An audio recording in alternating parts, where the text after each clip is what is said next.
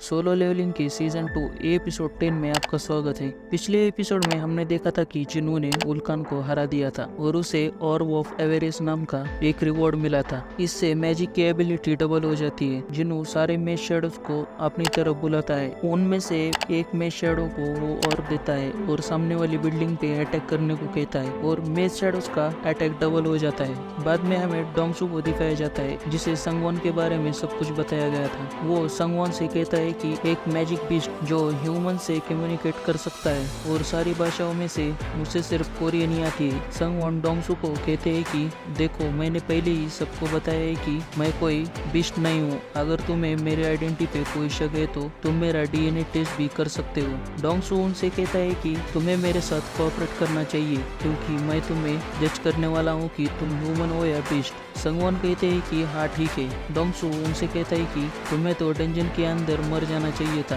आखिर तुम डंजन के अंदर 10 साल तक कैसे बचे? क्या तुम अनडेड का पार्ट हो? संगवॉन कहते हैं कि नहीं। आगे डोंगसू उन्हें पूछता है कि क्या ये पॉसिबल है कि अगर कोई डंजन के अंदर मर जाता है तो वापस फिर से जिंदा हो सकता है जैसे कि तुम? डोंगसू मन में कहता है कि अगर ऐसा मुमकिन होता है तो मेरा भाई भी। लेकिन तभी संगवॉन कहते हैं कि नहीं, ये नामुमकिन है। जो मर गया है वो फिर से जिंदा नहीं हो सकता। चलो, मुझे भी तुमसे एक सवाल करना है। गेट्स और मैजिक बीस्ट के बारे में तुम्हें कितना पता है? डोंगसू कहता है कि क्या तुम ये कहना चाहते हो कि उसके बारे में हमें कुछ पता नहीं? संगवॉन उन्हें बताते हैं कि एक पावर फुल फोर्स अभी जगी है और वो अपने साथ बहुत ज्यादा खतरनाक डिस्ट्रक्शन लाने वाली है। डोंगसू उसे कहता है कि तुम उस डिस्ट्रक्शन को रोकने के लिए आए हो। आखिर ये खतरनाक डिस्ट्रक्शन क्या है जिसके बारे में तुम हमें बता रहे हो?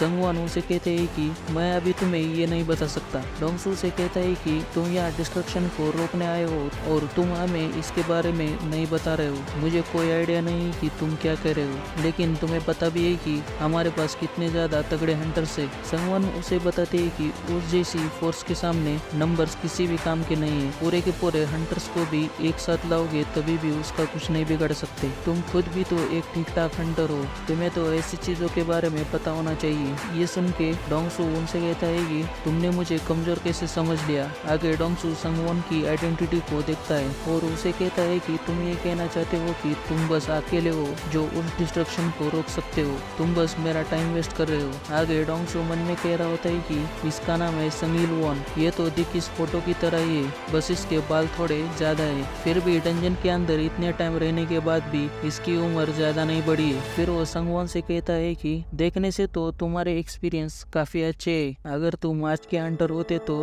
अच्छा खासा कमा लेते। अभी तो रैंकिंग सिस्टम भी आ गई है। हाई रैंक के हंटर्स जो मेरी तरह होते हैं वो अच्छा खासा कमा लेते हैं। तुम्हारी वाइफ का नाम पार्क ह्यूंग है और तुम्हारे 2 बच्चे भी है और तुम्हारे बेटे का नाम। ये देख के डोंगसू शॉक हो जाता है। वो संगवॉन से पूछता है कि क्या तुम्हें तुम्हारी बेटी का नाम याद है? संगवॉन बताते है कि हाँ, उसका नाम जिन्ना है। डोंगसू फिर से उसे अपने बेटे का नाम पूछता है। संगवॉन बताते है कि उसका नाम है जिन्नू और ये सुन के डोंगसू एक अलग ही क्रिपी तरीके की स्माइल देता है। संगवॉन भी उसे कहते हैं कि आखिर क्या हुआ? डोंगसू से कहता है कि मुझे अचानक से तुमसे दुश्मनी जैसा फील हो रहा है। मैंने तुमसे कहा ना कि मैं हूँ जो तुमसे सवाल पूछेगा। संगवॉन रेज में आ जाता है और डोंगसू से कहता है कि मुझे जवाब दो। डोंगसू कहता है कि अगर मैंने नहीं दिया तो क्या करोगे? संगवॉन कहते हैं कि अगर तुमने नहीं बताया तो मुझे तुमसे फोर्सफुली पूछना पड़ेगा। डोंगसू से कहता है कि तुम काफी अहंकारी लगते हो। क्यों, मैंने सही कहा ना? देखा जाए तो ये मुझे अपना दूसरा चांस मिला है। और वो बाहर सबको कहता है कि डेप्यूटी डायरेक्टर ये मैजिक बीस्ट है और ये यहाँ पे अटैक करने वाला है, तो जल्दी से जल्दी इस एरिया को खाली कर दो। आगे डोंगसू संगवॉन से कह रहा होता है कि मैं अभी कोरिया से आया हूँ और मैं जानता हूँ कि तुम्हारे बेटे के साथ क्या हुआ है। वो मर चुका है। ये सुन के संगवॉन काफी ज्यादा शॉक हो जाते हैं। डोंगसू आगे उनसे कहता है कि लगता है कि तुम उसे हेवन में ही मिलोगी। फिर हमें जिन्नू को दिखाते हैं। उसके सामने काफी सारे डीमंस आ जाते हैं। वो शैडो आर्मी आयरन और इग्रिस को समन करता है और रास्ता क्लियर करने को बोलता है। आयरन और इग्रिस अपना काम शुरू कर देते हैं। जिन्नू भी काफी सारे डीमंस को खत्म कर रहा होता है। आगे हम देखते हैं कि जिन्नू ने सारे डीमंस और उधर के बॉस मेटस को भी हरा दिया था, जिसके बाद जिन्नू को spring water of the echoing forest 2 lakh experience point और मेटस के पेंडेंट के अंदर से 220 डीमन सोल्स मिलती है। साथ ही उसका लेवल भी 2 से बढ़ जाता है। जिन्नू मन में कह रहा होता है कि मेटस उसे 100 से भी ज्यादा बिस्ट को बुला सकता है। साथ ही उसके पास मैजिक की एबिलिटी भी है, लेकिन जिन्नू मेटस को शैडो सोल्जर नहीं बना सकता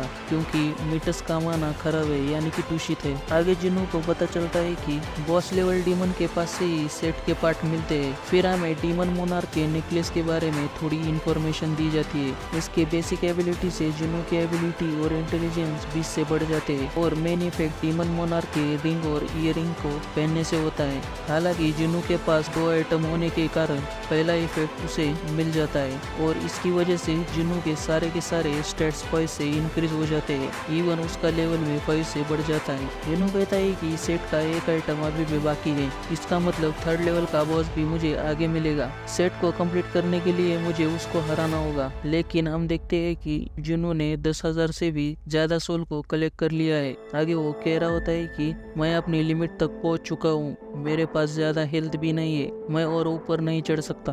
तभी सिस्टम उसे मैसेज देता है कि तुमने आज का रेगुलर क्वेस्ट कंप्लीट कर लिया है और जिन्नू को उसके रिवॉर्ड्स भी मिल जाते हैं। जिन्नू पहले रिवॉर्ड को एक्सेप्ट कर लेता है जिससे वो शॉप से किसी भी एक आइटम को ले सकता है। जिन्नू मन में कहता है कि क्या मुझे किसी बिलियन गोल्ड का आइटम लेना चाहिए जो मुझे बैटल में काम आए, लेकिन ऐसे आइटम तो डंजन में ही मिल जाते हैं और शॉप में रोज अच्छे वेपन्स चेंज होते रहते हैं। अगर मैंने जल्दबाजी में कोई फैसला किया तो मैंने जो आइटम लिया है उसे मुझे फिर से बेचना पड़ सकता है।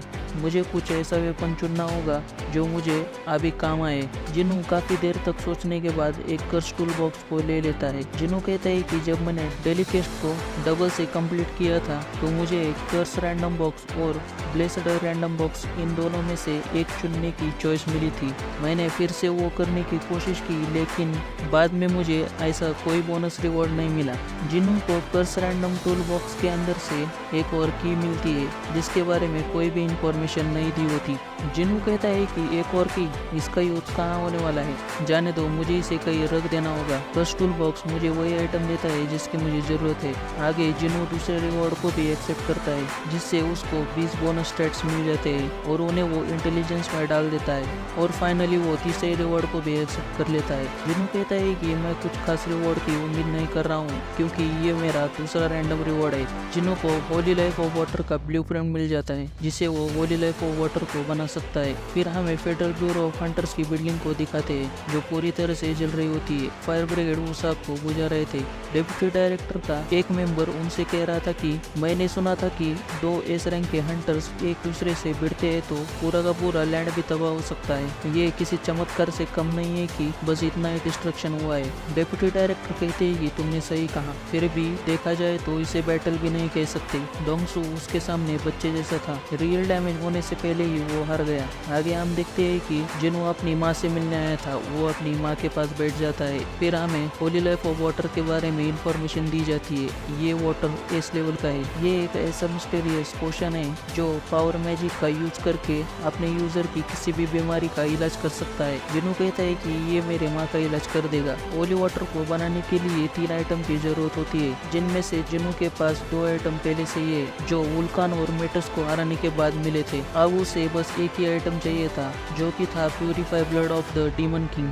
आगे जिन्नू कहता है कि मैंने डीमन कैसल को क्लियर किया तो मैं होली लाइफ ऑफ वाटर को बना सकता हूँ। 1 वीक से डीमन कैसल पर चढ़ने से मेरा लेवल 60 से बढ़ा है और अभी मैं एस रैंक का बन चुका हूँ तो मुझे डरने की कोई ज़रूरत नहीं है। वो अपनी माँ से कहता है कि बस थोड़ा और रुक जाओ माँ, मैं आपको जल्दी ठीक कर दूंगा। आगे हम कोरिया के हंटर एसोसिएशन को देखते हैं। वहाँ का स्टाफ कल रात की न्यूज़ के बारे में देख रहा होता है। जिन्नू यहाँ अपना रीइवैल्यूएशन करने आया था। मिस्टर जंग उसके साइड वाली मेंबर से कहते हैं कि आजकल ये बहुत हो रहा है, उस पर ज़्यादा टाइम वेस्ट मत करना, उसे कहना पेमेंट करो और रीइवैल्यूएशन रूम की तरफ लेके जाओ। फिर मिस्टर जंग उसका नाम देखते हैं और वो तुरंत बेक यूनू को कॉल लगाते हैं और उसे कहते हैं कि मिस्टर बेक, आपने जिस हंटर के बारे में कहा था वो यहाँ आ चुका है। ये सुन के बेक थोड़ा सा हैरान हो जाता है। वो मिस्टर जंग से कहता है कि क्या वो वहाँ पे आया है। मिस्टर जंग उसे कहते हैं कि हाँ वो यहाँ पे आया है अपना रीइवैल्यूएशन करने के लिए। वो लेडी जिन्नू को रीइवैल्यूएशन रूम की तरफ लेके जाती है। और आज के एपिसोड के लिए बस इतना ही। अगला एपिसोड बहुत ही जल्दी आएगा तो चैनल को सब्सक्राइब कर देना और मिलते हैं अगले वीडियो में। Bye bye.